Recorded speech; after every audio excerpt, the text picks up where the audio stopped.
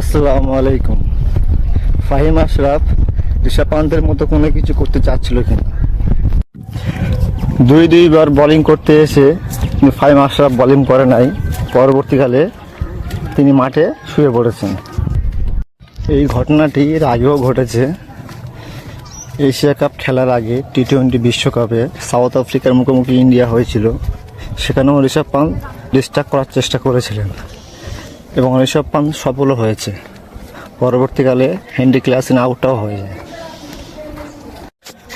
ফাহিম আশরাফ যে কাজটা করেছে সেই সময়টা কিন্তু ইন্ডিয়ার ফ্লোটা দারুণ ছিল, স্ট্রং ছিল এবং সেখানে ডিস্ট্রাক্ট ফাহিম আশরাফ করতে পারেনি। তো এই বিষয়টা নিয়ে একটা প্রশ্ন আছে, এটা বলতে পারেন। যদি আমাকে বলেন তাহলে আমি বলবো কিছুক্ষণের জন্য হলেও ইন্ডিয়ার ডিস্ট্রাকশনে ভুগেছিল। তার কিছুক্ষণ পরে হলেও শিবম দুবে আউটটাও হয়ে যায় এবং তিলক বর্মার না বললেই নয়, he is fantastic, out of skill, great work.